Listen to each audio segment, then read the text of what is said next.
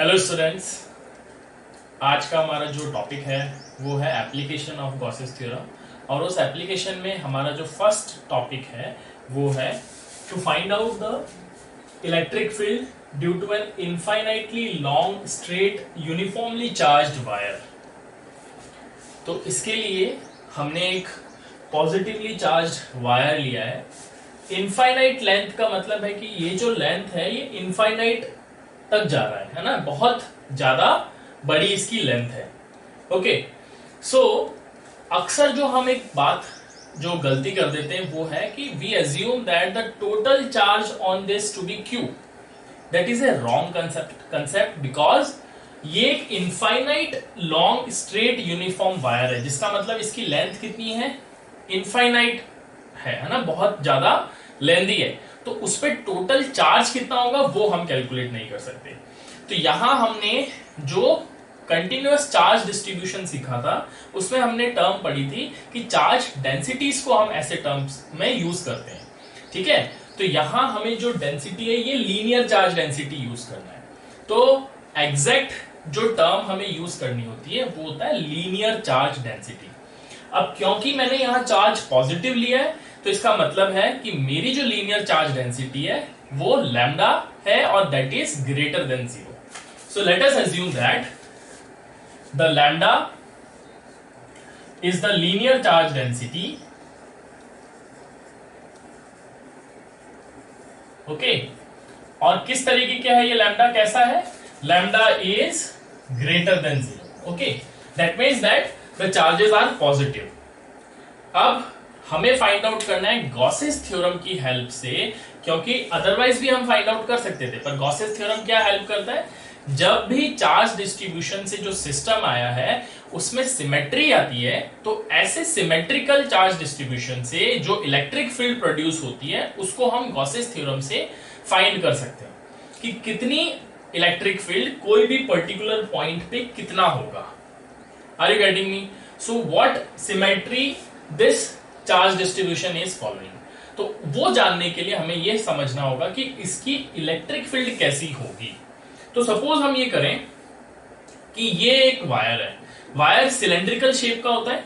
Okay, सो उसी तरीके से सिलेंड्रिकल शेप का वायर हमारे पास में हमने एज्यूम किया है, ये सिलेंड्रिकल शेप का वायर है। अब पॉजिटिव चार्जेस आपको पता है कि उसकी जो इलेक्ट्रिक फील्ड होती है वो पॉजिटिव चार्जेस की इलेक्ट्रिक फील्ड कैसी होती है, रेडियली आउटवर्ड, है ना। पॉजिटिव चार्जेस की इलेक्ट्रिक फील्ड आपने देखी कैसी होती है, they are radially outward direction में होती है। तो अगर मुझे किसी पर्टिकुलर पॉइंट पे इलेक्ट्रिक फील्ड फाइंड आउट करना है उससे पहले मुझे ये पता होना चाहिए कि किस तरह की सिमेट्री ये लीनियर चार्ज डिस्ट्रीब्यूशन फॉलो करना है। Based upon that symmetry I will assume कि मेरा जो गॉसियन सरफेस है वो किस तरीके की फॉर्म होगी। तो हम इसको समझते हैं। Let us assume that there is one point P और इस पॉइंट P पर मुझे इलेक्ट्रिक फील्ड पता करना है कि उसकी किस तरीके का नेचर होगा। तो इसको समझने के लिए आप ये समझें कि अगर इसकी जो डिस्टेंस है ये r डिस्टेंस पर है, ओके, यहां से r डिस्टेंस पर है, तो ये जो इस जगह पे जो चार्ज है इस वायर में, इस पॉइंट पे जो चार्ज होगा वो चार्ज इलेक्ट्रिक फील्ड कौन सी डायरेक्शन में प्रोड्यूस करेगा, रेडियली आउटवर्ड। तो उसकी इलेक्ट्रिक फील्ड किस डायरेक्शन में होगी, इस डायरेक्शन में। ऑलराइट, अब देखो दूसरे चार्जेस भी प्रेजेंट हैं और हर चार्ज चारों दिशा में आपको पता है स्फेरिकल सिमेट्री फॉलो करता है। इसका मतलब ये हुआ कि अगर मैंने यहां एक पॉइंट लिया, suppose I am taking a point P1 at this particular point, okay, यहां इस पॉइंट पे मैंने P1 पॉइंट लिया, ये जितनी डिस्टेंस पर है उतनी ही डिस्टेंस पर मैं एक दूसरा पॉइंट ले रहा हूं P2। Okay, so this is my point P2। अब इस P1 पॉइंट पर जो मेरा चार्ज होगा उसके कारण भी यहां कुछ इलेक्ट्रिक फील्ड प्रोड्यूस होगी। तो वो इलेक्ट्रिक फील्ड किस तरीके से आएगी, इस तरीके से। लेट अस अज्यूम दैट ये एंगल क्या है, थीटा है। ओके, इसी तरीके से ये जो पॉइंट P2 है and the distance is same, okay, यहां अगर मैंने इसको मान लिया suppose this is O, so O से P1 की जो डिस्टेंस है उतनी ही O से P2 डिस्टेंस पर है। तो ये P2 के कारण इस पॉइंट P पे जो इलेक्ट्रिक फील्ड होगी वो कुछ इस तरीके से होगी। ऑलराइट, अब this will also be theta. क्यों थीटा होगा? क्योंकि the distance from O to P1 and O to P2 is same. ये बात आपको समझ आई। अब लेटर से इसके कारण जो इलेक्ट्रिक फील्ड थी वो है E1 और यहां इस P2 के कारण जो इलेक्ट्रिक फील्ड है वो है E2। अब आपको ये बात समझनी है कि ये जो P2 है, यहां जो चार्ज है सेम चार्ज P1 पे भी है। क्यों? क्योंकि हमारा लीनियर चार्ज डेंसिटी हर एक पॉइंट पे सेम है। लीनियर चार्ज डेंसिटी लैम्डा जो है, लीनियर चार्ज डेंसिटी क्या होता है? चार्ज एट पर्टिकुलर लेंथ कितना उसका। तो हमने लैम्डा कैसे फाइंड आउट किया था? Lambda was equal to charge upon its length. Okay, तो इस पॉइंट P1 पे भी लैम्डा चार्ज है, इस पॉइंट P2 पर भी लैम्डा चार्ज है। तो इसका मतलब क्या हुआ? ये जो इलेक्ट्रिक फील्ड प्रोड्यूस हुई E1 और E2, जिनकी डायरेक्शन हमने यूं बताया है, ये क्या है? इक्वल है। इनका मैग्नीट्यूड क्या होगा? इक्वल होगा। दूसरी बात, क्यों इक्वल है? क्योंकि यहां से यहां तक की डिस्टेंस भी सेम है, चार्जेस भी सेम है। तो ये डिस्टेंस और ये डिस्टेंस भी दोनों सेम है। अब अगर मैं E1, अभी हमें मुझे मालूम पड़ गया कि E1 is equal to E2, ठीक है। ओनली थिंग इज दैट इनकी डायरेक्शन में चेंज है। सो लेट अस से इस E2 को मैं दो कंपोनेंट में डिवाइड कर रहा हूं। एक कंपोनेंट है इस तरीके का और दूसरा कंपोनेंट E1 वाला E2 का जो कंपोनेंट है वो है इस तरफ। तो ये अगर थीटा है तो ये एंगल भी थीटा होगा, vertically opposite angle. Similarly this angle is also theta. तो this is my E2 sine theta. इसी तरीके से मैं E1 को भी दो कंपोनेंट बना सकता हूं। ये वाला कंपोनेंट क्या होगा? Vertical component. So E1 sine theta. अब आप देख रहे हो E1 और E2 का मैग्नीट्यूड सेम है। मैग्नीट्यूड सेम का मतलब है ये जो E2 साइन थीटा है और ये E1 साइन थीटा है, ये दोनों इक्वल है। क्यों? क्योंकि theta is same and second E1 और E2 उनका मैग्नीट्यूड भी सेम है। तो इनके वर्टिकल कंपोनेंट्स जो हैं ये कैंसिल हो जा रहे हैं। अब अगर वर्टिकल कंपोनेंट्स कैंसिल हो जा रहे हैं तो इस डायरेक्शन में कौन सा कंपोनेंट लग रहा है? Horizontal component. तो ये कौन सा कंपोनेंट है? हॉरिजॉन्टल कंपोनेंट कौन सा है? E2 का E2 cos थीटा। इसी तरीके से E1 का कौन सा कंपोनेंट आएगा? E1 cos theta. और दोनों की डायरेक्शन क्या है? ये इसके अलावा ये जो पॉइंट O है, यहां पर से भी जो इलेक्ट्रिक फील्ड है वो भी डायरेक्शन ये लग रही है। तो इस पर्टिकुलर पॉइंट P पर, ये पॉइंट जो P है, इस पे जो इलेक्ट्रिक फील्ड की डायरेक्शन है, ये दोनों तो कैंसिल हो गए। अब फाइनली मेरे पास में क्या बचा? डायरेक्शन इस तरफ। ये बात आपको क्लियर है? इसी तरीके से अगर मैं और दूसरे भी अज्यूम करूं, सपोज ये P1 इस जगह हो और ये P2 इस जगह पे हो, तो ये दोनों की डिस्टेंस सेम है, तो इनके कारण भी इलेक्ट्रिक फील्ड इस डायरेक्शन में आएगी। तो सारे चार्जेस जो हैं इस पर्टिकुलर पॉइंट पे जो इलेक्ट्रिक फील्ड प्रोड्यूस करेंगे, that will be radially outward. ये बात आपको क्लियर हो गई समझ में? इसका मतलब ये है कि मेरे पास जो चार्ज डिस्ट्रीब्यूशन है, जो चार्ज डिस्ट्रीब्यूशन है, इस पॉइंट P पर इलेक्ट्रिक फील्ड प्रोड्यूस कैसी हो रही है? एक इलेक्ट्रिक फील्ड प्रोड्यूस हो रही है जिसकी डायरेक्शन क्या है? ये है। ये बात आपको समझ आया? So this is the direction of my electric field at this point P because of the linear charge distribution.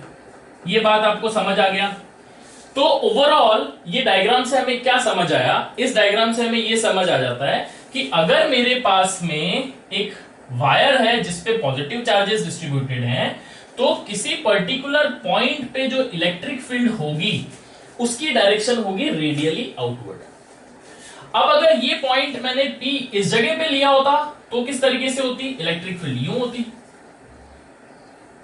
ये बात समझ आया? तो इलेक्ट्रिक फील्ड कैसी आ रही है? इलेक्ट्रिक फील्ड आ रही है आपके पास में इस तरीके से, इस तरीके से। समझ आया क्या? अब इसका मतलब ये है कि अगर ये पॉइंट, अभी तो मैंने इस प्लेन में लिया है, इसको अगर मैं आगे ले लूं इस प्लेन के बाहर, तो यहां पर इलेक्ट्रिक फील्ड कैसी होगी, इस तरीके से जाएगी। तो आपने एक, इसको समझे आप, एक बॉटल ब्रश देखा होगा। बॉटल ब्रश में इलेक्ट्रिक फील्ड किस तरीके से होती है, बॉटल ब्रश में जो उसके जो थ्रेड्स होते हैं वो कैसे होते हैं, बाहर की तरफ निकले हुए होते हैं। तो वैसे ही इलेक्ट्रिक फील्ड समझ लीजिए। तो इलेक्ट्रिक फील्ड यूं जा रही है, ये समझ आ रहा है क्या, चारों तरफ इस डायरेक्शन में इलेक्ट्रिक फील्ड बाहर की तरफ जाती है। तो किसी भी पर्टिकुलर पॉइंट पे इलेक्ट्रिक फील्ड की डायरेक्शन होगी रेडियली आउटवर्ड। और किस तरीके की सिमेट्री फॉलो कर रही है, तो देखो ये वायर है ना, इस वायर पे यूं, इस जगह पे, इस पॉइंट पे कैसा होगा, यूं। अब अगर सेम अगर रेडियस का दूसरा पॉइंट लिया तो ये, तीसरा पॉइंट ये। तो अगर मैं यहां एक सर्कल ड्रॉ कर रहा हूं, इस पॉइंट P पे एक सर्कल ड्रॉ करता हूं, और वो सर्कल इस तरीके का है बच्चों, है ना, ये सर्कल इस तरीके का है। इस सर्कल की रेडियस क्या है, R। तो यहां अगर मैं कोई दूसरा पॉइंट ले रहा हूं P डैश, तो P डैश भी कितना दूर पे है, ये P डैश है R डिस्टेंस पे। इसी तरीके से मैंने यहां एक पॉइंट लिया P डबल डैश, इसकी भी डिस्टेंस कितनी है, R डिस्टेंस पे है। तो अब इस जगह पे जो इलेक्ट्रिक फील्ड है, वो चाहे मैं इस जगह पे जो इलेक्ट्रिक फील्ड लूं, इन सबकी डायरेक्शन क्या है, रेडियली आउटवर्ड, और उनका मैग्नीट्यूड क्या होगा, सेम होगा। ये बात आपको क्लियर हुआ। तो मैं पॉइंट P पे फाइंड आउट करूं, या पॉइंट P डैश पे फाइंड आउट करूं, या पॉइंट P डबल डैश पे फाइंड आउट करूं, सारी इलेक्ट्रिक फील्ड इन तीनों पॉइंट पर सेम है। तो ये हुआ एक सर्कल। अब अगर मैं इससे थोड़ा ऊपर चलूं तो दूसरा सर्कल। इस तरीके से अगर मैं ये सारे सर्कल को ऐसे करके इस वायर के नीचे से ऊपर तक जाऊंगा, तो ये सारे सर्कल जब मैं एक साथ जोड़ूंगा तो किस तरीके की सिमेट्री आ रही है, एक सिलेंड्रिकल सिमेट्री आ जाती है। एक कॉइन है ना, ये एक कॉइन है, इस कॉइन को मैंने रखा, 5 रुपीज का कॉइन है, कॉइन को मैंने रख दिया। अब उसके ऊपर मैं एक कॉइन दूसरा और रखूं, तीसरा रखूं, चौथा रखूं, पांचवा रखूं, तो मेरे पास में एक सिलेंडर मुझे मिल जाता है। तो सिलेंडर जब मुझे पूरा मिला है, तो इसका मतलब ये है कि मेरा जो इलेक्ट्रिक फील्ड है, इस सिलेंड्रिकल पॉइंट्स पर इलेक्ट्रिक फील्ड क्या होगा, कांस्टेंट होगा। तो इसके चारों ओर एक ऐसा आप इमेजिन कर सकते हो, एक सिलेंडर जहां पर इलेक्ट्रिक फील्ड कांस्टेंट रहेगी और उसकी डायरेक्शन क्या होगी, आउटवर्ड। ये बात आपको क्लियर होगी। इलेक्ट्रिक फील्ड किस तरीके से होती है लीनियर चार्ज की, लाइक अ बॉटल ब्रश। जैसे आपने बॉटल ब्रश देखा है, बॉटल को जो क्लीन करने के लिए ब्रश यूज करते हो, तो उसमें कैसा होता है, उसकी थ्रेड्स कैसे जा रहे होते हैं, इस तरीके से जा रहे होते हैं। तो वैसे ही electric field due to a wire is like a bottle brush. तो वो एक सिलेंड्रिकल सिमेट्री फॉलो कर रहा है। सिलेंड्रिकल सिमेट्री का मतलब है उस सिलेंडर के सरफेस पे हर एक पॉइंट पे इलेक्ट्रिक फील्ड सेम होती है। ये बात आपको क्लियर हो गया, ओके। तो यहां आपको एक चीज समझ आ गई कि मुझे किस तरीके का गॉसियन सरफेस फॉर्म करना हो। गॉसियन सरफेस हमेशा आपको ध्यान रखना है उस जगह पे एप्लीकेबल होता है जहां कुछ सिमेट्री मिल रही हो। तो यहां हमें कैसी सिमेट्री मिली थी, हमें मिली थी सिलेंड्रिकल सिमेट्री। अब क्योंकि सिलेंड्रिकल सिमेट्री मिली है, इसलिए जो गॉसियन सरफेस मैं इमेजिन करूंगा वो भी एक हाइपोथेटिकल सिलेंडर होगा। ओके, तो हम इसको लिख लेते हैं।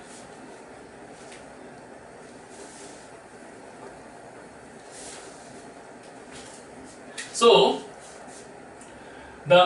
let lambda is the linear charge density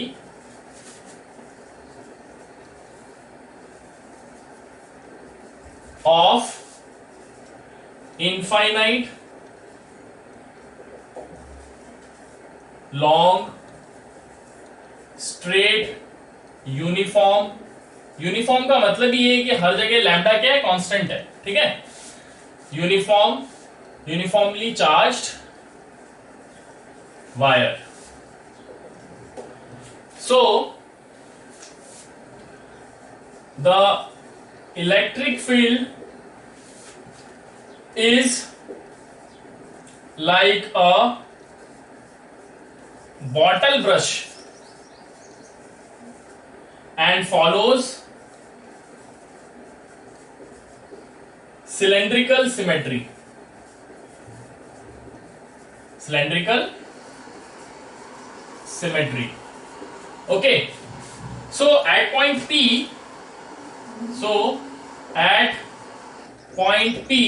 the electric field is radially outward. At point P, the electric field is radially outward as the vertical components of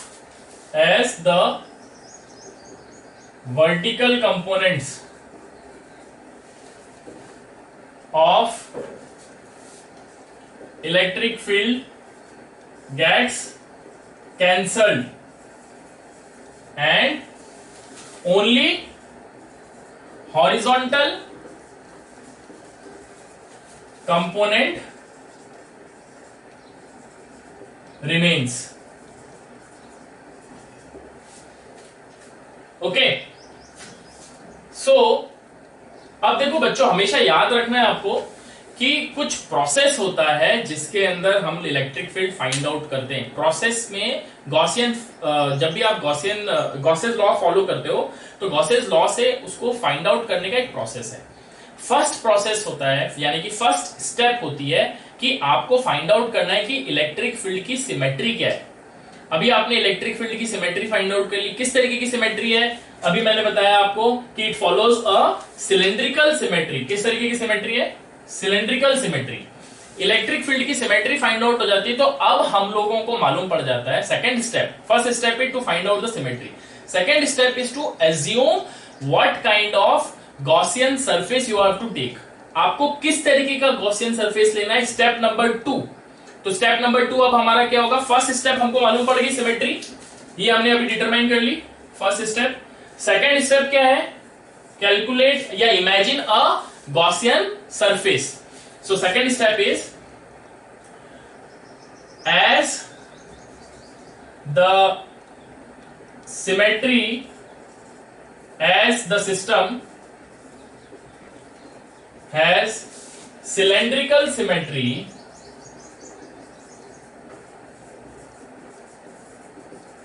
so we assume a hypothetical यानी हमने imagine किया है, hypothetical Gaussian surface in the form of a cylinder. और किस जगह पे पास कर रहा है वो सिलेंडर? कैसा लेना होगा? Passing through P. तो हमें जो सिलेंडर एज्यूम करना है वो कैसा एज्यूम करना है? That passes through P. Cylinder that passes through point P. ये बात आपको क्लियर हुआ?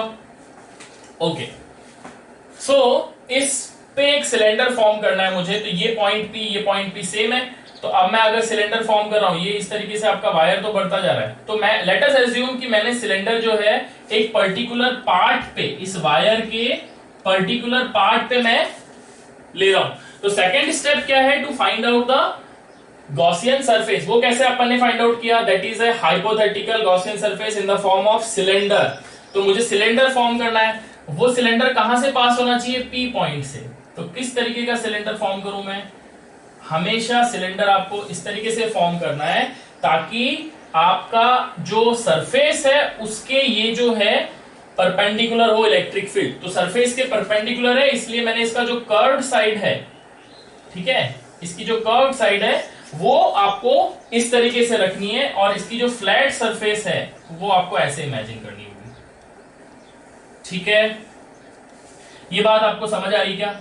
तो सिलेंडर किस तरीके से रखा आपने? So that the curved surface जो है इसकी जो कर्व्ड सरफेस है, घूमी हुई सरफेस जो है वो इस पे से पास हो रही है. क्लियर है? ऐसा करने से क्या फायदा होता है? ऐसा करने से ये फायदा होता है कि इसकी जो कर्व्ड सरफेस है इस पॉइंट P पर अगर मुझे फाइंड आउट करना है the direction of the area vector, तो एरिया वेक्टर की डायरेक्शन कौन सी होगी, इस पॉइंट पी पे ये डायरेक्शन होगी, ठीक है। तो इसको मैं ये बोल देता हूं ये परपेंडिकुलर है किसके, इस पर्टिकुलर सरफेस के परपेंडिकुलर होता है ना एरिया एलिमेंट, ये हमने पहले डिस्कस किया था एरिया वेक्टर। तो डीएस की डायरेक्शन कौन सी हो गई, इस तरफ। इलेक्ट्रिक फील्ड की डायरेक्शन आप देख रहे हो वो भी कौन सी है, इस तरफ है। तो हर एक पॉइंट पे on the curved surface electric field की डायरेक्शन ये। पर जब मैं इसकी बात करूं इस पॉइंट पे, तो यहां पर एरिया वेक्टर किस डायरेक्शन में होगा, ये क्या है, फ्लैट सरफेस। फ्लैट सरफेस यानी ये सिलेंडर है, सिलेंडर के टॉप मोस्ट और बॉटम वाला ये फ्लैट सरफेस कहलाते हैं। ये है कर्व्ड सरफेस, ये है फ्लैट सरफेस। तो फ्लैट सरफेस पे एरिया वेक्टर की डायरेक्शन क्या होगी, इस तरीके से। ऐसे ही इस जगह पे कौन सी होगी, ये। तो ये मेरा हो गया area vector, area vector. Electric field की डायरेक्शन कौन सी है, तो इलेक्ट्रिक फील्ड की डायरेक्शन यहां पर भी क्या होगा, रेडियली आउटवर्ड। तो इलेक्ट्रिक फील्ड की डायरेक्शन क्या है, इस तरीके से। ये मेरी इलेक्ट्रिक फील्ड। यहां पर भी इलेक्ट्रिक फील्ड की डायरेक्शन क्या होगी, ये। समझ आ रहा है। तो अगर मैं इसको 3 सरफेस में डिवाइड करूं, तो सरफेस नंबर 1 है मेरा ये फ्लैट सरफेस नंबर 1, ये है टॉप मोस्ट लेयर। दूसरा सरफेस क्या है, ये कर्व्ड पार्ट, तो इसको मैं बोलता हूं ये है मेरा सेकंड पार्ट। थर्ड कौन सा पार्ट है, ये जो बॉटम वाला पार्ट है ये है आपका थर्ड पार्ट, क्योंकि ये तीनों में एरिया वेक्टर की डायरेक्शन डिफरेंट है, इसलिए मैंने इसको 3 पार्ट्स में डिवाइड कर दिया। फर्स्ट पार्ट में आप देख रहे हो जो एंगल बना था इलेक्ट्रिक फील्ड और एरिया वेक्टर का वो है 90 डिग्री। कितना है, 90 डिग्री। इस जगह पे आप देखोगे तो थीटा की वैल्यू कितनी है, ये 0 डिग्री। इस पार्ट पे अगर आप देखोगे तो वापस थीटा की वैल्यू कितनी है, 90 डिग्री। तो ये क्या है, ये आपने एक गॉसियन सरफेस इमेजिन किया है। ये क्या है आपका, एक गॉसियन सरफेस है that you have imagine, that is in the form of a cylinder. Second step clear हो गई। Second okay, so third step को हम लोग फाइंड आउट कैसे करेंगे। थर्ड स्टेप क्या है, फ्लक्स फाइंड आउट करना। So total electric flux, total electric flux through this cylinder. Gaussian cylinder जो हमने फाइंड आउट किया, गॉसियन सिलेंडर जो हमने इमेजिन किया है, इसके थ्रू कितना हमारा फ्लक्स निकल रहा है। तो टोटल इलेक्ट्रिक फ्लक्स को let us denote it by phi e। So total electric flux किसके इक्वल होगा, टोटल इलेक्ट्रिक फ्लक्स इक्वल होगा flux through the first part, flux through the second part and flux through your third part. Third part, first part क्या है, ये top वाला part, इसमें से कितना फ्लक्स बाहर निकल रहा है ये पता करना है। सेकेंड पार्ट क्या है, ये जो कर्व्ड सरफेस है इसमें से कितना फ्लक्स बाहर जा रहा है ये पता करना है। थर्ड है आपका ये जो बॉटम वाला फ्लैट पार्ट है वो। तीनों पार्ट समझ आ गए एक सिलेंडर के, फ्लैट सरफेसेस 2 पार्ट हो गए और एक पार्ट आपका कर्व्ड सरफेस का। ओके, सो फॉर्मूला क्या है, E dot ds। So first part होगा आपका E डॉट ds का मतलब है E ds cos थीटा। अब थीटा यहां पर कितना है, 90 डिग्री। ये है आपका first part, top most layer. Electric field की डायरेक्शन है ये और ds की डायरेक्शन है ये, तो दोनों के बीच में एंगल कितना है, 90 डिग्री का है। सो cos 90। सिमिलरली सेकेंड पार्ट है आपका कर्व्ड सरफेस।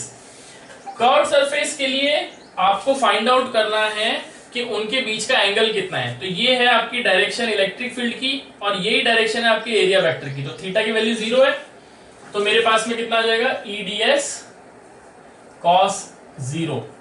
थर्ड पार्ट कहां है, अगेन जैसा फर्स्ट पार्ट है ये थर्ड पार्ट, इन दोनों के बीच में एंगल 90 डिग्री है, तो ये हो जाएगा E ds cos 90। Okay, cos 90 की वैल्यू होती है 0 और cos 0 की वैल्यू होती है 1। तो इसका मतलब ये पूरा टर्म कितना हो गया, 0 प्लस E ds cos 0, वो हो गया आपके पास में E ds और E ds cos 90 अगेन 0। तो आपके पास में सेकंड वाली टर्म बचती है ना। अच्छा, अब मैंने बताया था कि कर्व्ड सरफेस पे हर एक पॉइंट पे इलेक्ट्रिक फील्ड कांस्टेंट है। कर्व्ड सरफेस की हर एक पॉइंट पे इलेक्ट्रिक फील्ड कांस्टेंट है क्योंकि सिलेंड्रिकल सिमेट्री फॉलो कर रही है। तो कांस्टेंट है इसलिए मैं हर बार सम जब कर रहा हूं, ये इंटीग्रेशन का मतलब है समीशन को ऐड करना, तो E हर बार ऐड हो रहा है, तो E कांस्टेंट है तो इसको मैं क्या कर लूं, बाहर ले लूं। तो इलेक्ट्रिक फील्ड ये आ गया, पीछे मेरे पास क्या बचा, ds किसका, कर्व्ड सरफेस का।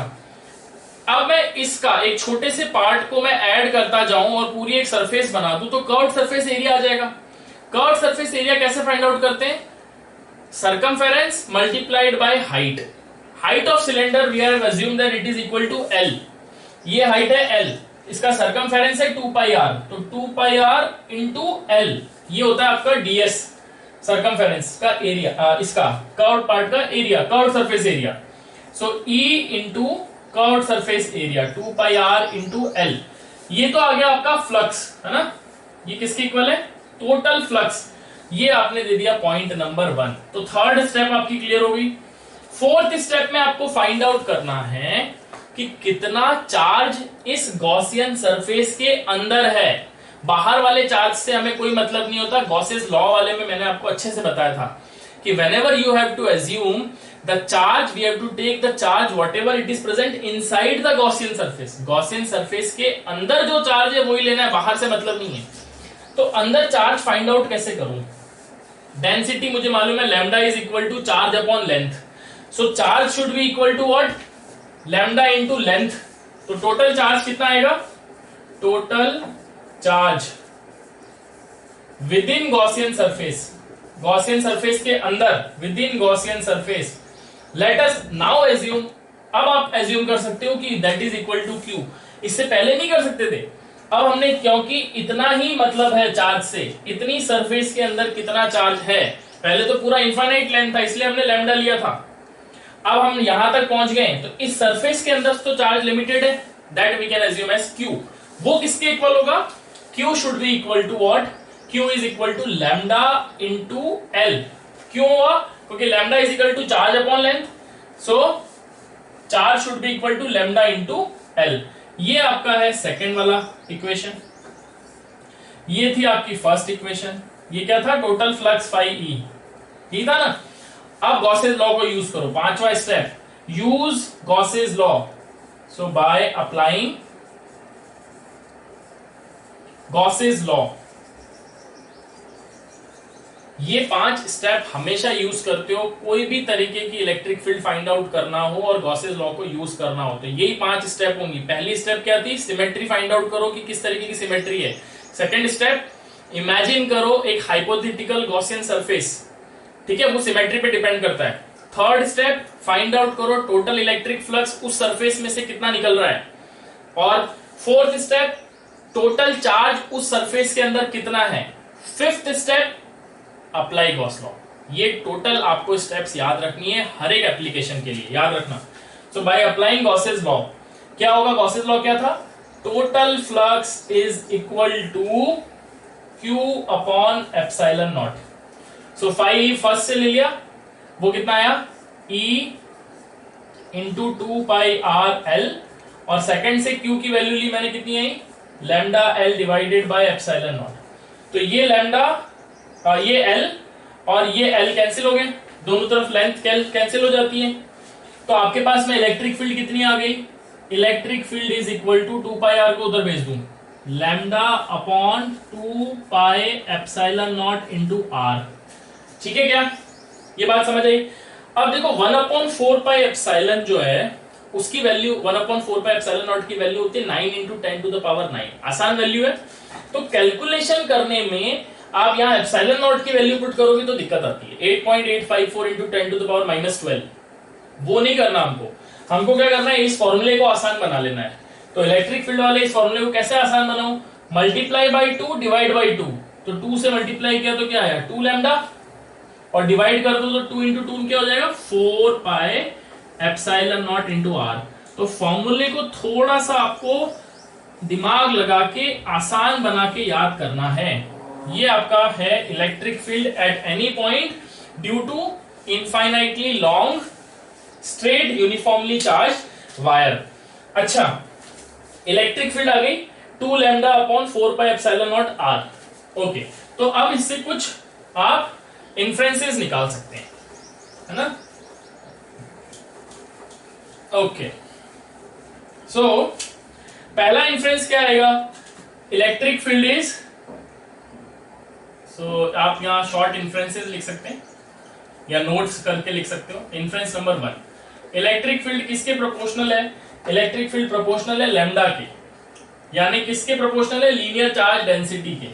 तो इसके बीच में अगर आपको कुछ ग्राफ बनाना हो लैम्डा और इलेक्ट्रिक फील्ड के बीच में, तो लैम्डा के प्रोपोर्शनल है, तो जैसे जैसे लैम्डा बढ़ेगा वैसे वैसे इलेक्ट्रिक फील्ड भी बढ़ती जाएगी।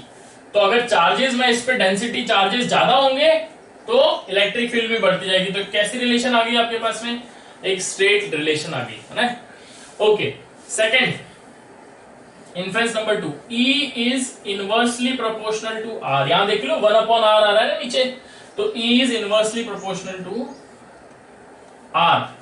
तो जब ये इनवर्सली प्रोपोर्शनल है तो इलेक्ट्रिक फील्ड का अगर मुझे ग्राफ बनाना है विद रिस्पेक्ट टू R, तो R इंक्रीज होगा तो इलेक्ट्रिक फील्ड रिड्यूस होगी। तो कैसा बनेगा, इस तरीके से आपके पास में कर्व आता है। समझ आ गया क्या। तो दो इसकी एप्लीकेशंस के अंदर दो इन्फ्रेंसेस भी याद रखने, E is proportional to lambda, E is proportional to 1/R। तो दो तरीके के ग्राफ भी कई बार आपको ड्रॉ करने के लिए पूछ लेते हैं। तो ये थी आपकी एप्लीकेशन यूजिंग गॉसेस लॉ और to find out the electric field for a straight wire. आने वाले लेक्चर्स में हम लोग दूसरे एप्लीकेशंस भी देखेंगे। तो तब तक के लिए bye and have a good day.